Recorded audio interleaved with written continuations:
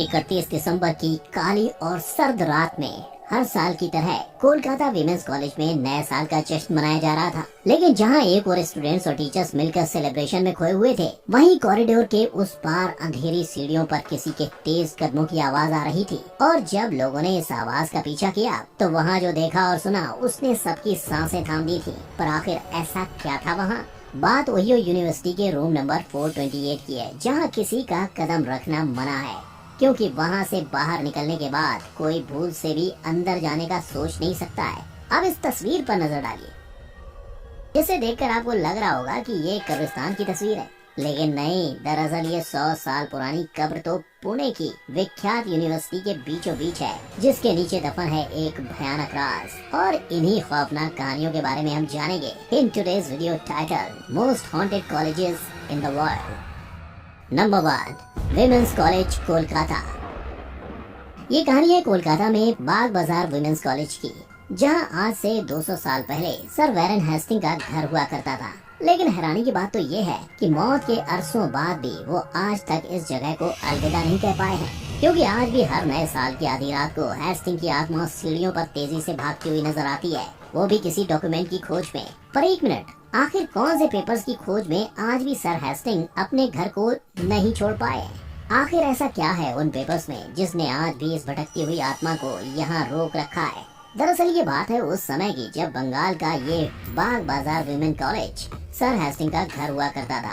एक ऐसा घर जिससे उन्हें बेहद लगाव था, क्योंकि वो बंगाल के पहले गवर्नर जनरल थे, जिस वजह से उन्होंने इस हवेली में अपनी जिंदगी का लंबा अरसा गुजारा था। लेकिन हेस्टिंग की इस खुशनुमा जिंदगी ने एक अलग रुख तब लिया, जब ग्रेट ब्रिटेन के पार्लियामेंट ने उन पर भ्रष्टाचार और रिश्वत के आरोप लगाते हुए उन्हें उनकी कुर्सी से धक्के मारकर हटा दिया।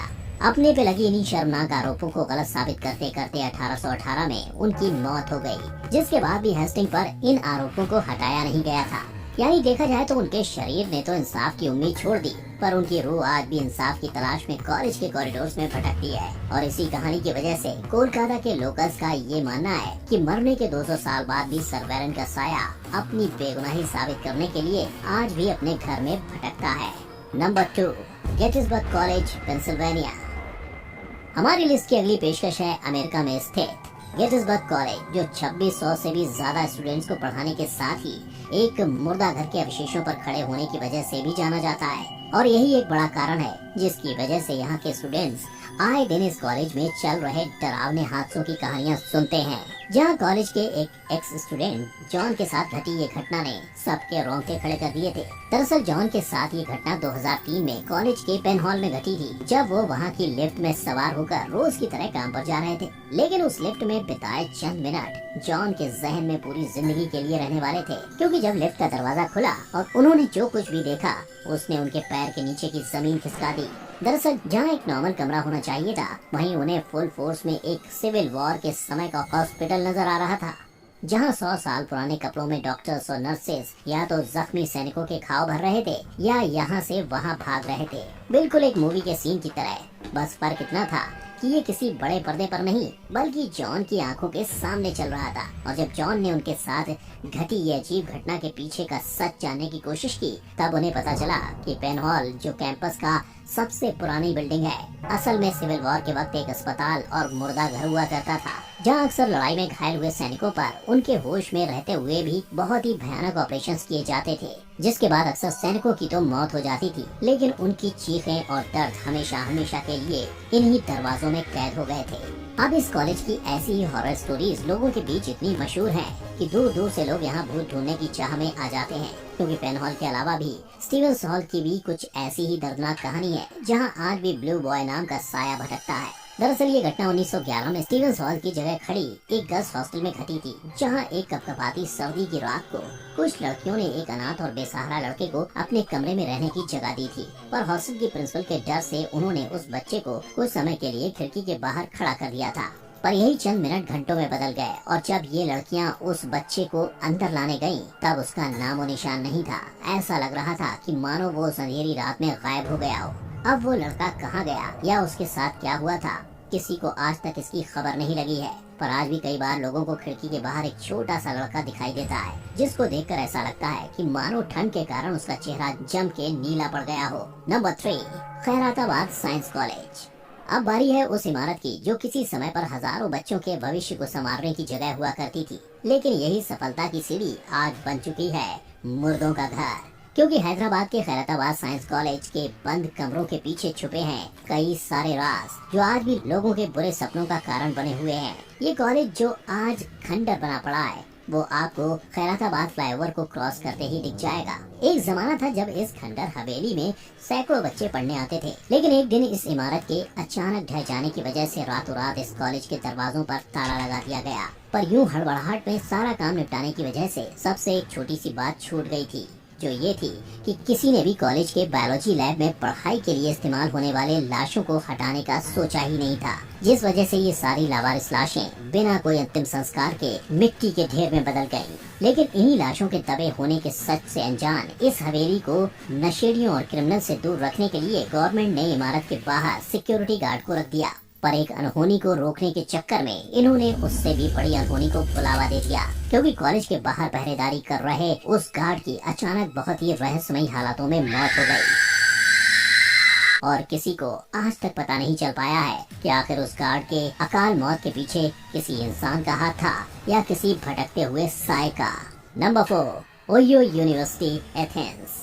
अगर आप भी ओयो यूनिवर्सिटी में जाने का सोच रहे हो तो याद रखना, भूल से भी हॉस्टल के रूम नंबर 428 में मत जाना, क्योंकि वहाँ से निकलने के बाद आपकी जिंदगी नॉर्मल नहीं रहेगी। ऐसा मैं नहीं बल्कि साइंस स्टूडेंट्स और कॉलेज खुद भी कहता है, क्योंकि आज भी ओहियो यूनिवर्सिटी को अमेरिका के मोस्ट हॉन्टेड कॉलेजेस की लिस्ट में शामिल किया जाता है, जिसका कारण यूनिवर्सिटी में स्थित विल्सन हॉल का कमरा नंबर 428 है, जो एक से ज्यादा स्टूडेंट्स के मौत का घर भी बना है, जहाँ हाल ही में एक स्टूडेंट ने तंत्र साधना करके अपनी जान ले ली थी। और इसलिए जब भी कोई स्टूडेंट उस कमरे में रहा, उसके साथ कोई न कोई अजीब घटना तो जरूर घटी है, जैसे चीजों का खुद ब खुद हवा में उड़ना या दरवाजे का अपने आप बंद हो जाना। और यही एक बड़ा कारण है जिसके चलते इस कमरे को हमेशा हमेशा के लिए बंद करवा दिया गया है। पर इस भूतिया कमरे के अलावा इस कॉलेज के आसपास भी बहुत सी अजीब घटनाएं घटी थी, जहाँ कॉलेज के ठीक सामने ही 1993 तक एथेंस लुनेटिक एसिलम चलाया जाता था, जहाँ अक्सर लोबोटॉमी यानी आंखों से आइस पिक के द्वारा दिमाग पर असर करना और इलेक्ट्रोशॉक जैसी दिल दहला देने वाले ऑपरेशंस किए जाते थे, जिसके कारण कई बार इन मरीजों की तड़प तड़प कर मौत हो जाती थी।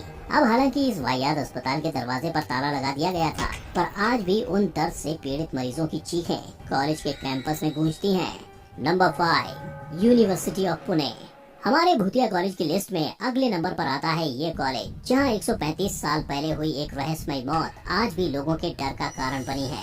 ये कहानी है पुणे की सुनसान गलियों में स्थित यूनिवर्सिटी ऑफ पुणे की, जहां आज भी कॉलेज के कैंपस में मौजूद एक कब्र पर सफेद कपड़ों में एक औरत का साया दिखाई देता है। इस खौफनाक कहानी की शुरुआत आज से 140 साल पहले 1880 में हुई थी, जब बॉम्बे के गवर्नर सर जेम्स फर्गसन की भांजी एलिस रिचमंड ऑस्ट्रेलिया से अपने अंकल और उनकी बीवी के पुणे वाले घर में रहने आई थी, जिस दौरान एलिस को एक लोकल इंडियन लड़के से प्यार हो गया था। लेकिन एलिस के ये प्यार भरे लम्हे उन्हें ज्यादा दिनों तक नसीब नहीं हुए थे, क्योंकि इन दोनों की आशिकी पर रोक लगाने के लिए अंकल ने इनका मिलना तो बंद करवाया ही था, पर साथ ही उन्होंने एलिस के पीठ पीछे उसके आशिक को भी मरवा दिया था, जिसकी खबर जब एलिस को लगी तब गुस्से और अपने प्रेमी को खोने के दुख में उसने उसी घर में अपनी जान दे दी, जिसे आज हम यूनिवर्सिटी ऑफ पुणे के नाम से जानते हैं। लेकिन एलिस की दुखद कहानी यहीं खत्म नहीं होती, क्योंकि एलिस की कब्र पर मौत का कारण कॉलरा लिखा हुआ था। तो आखिर एलिस के अंत का सच क्या है?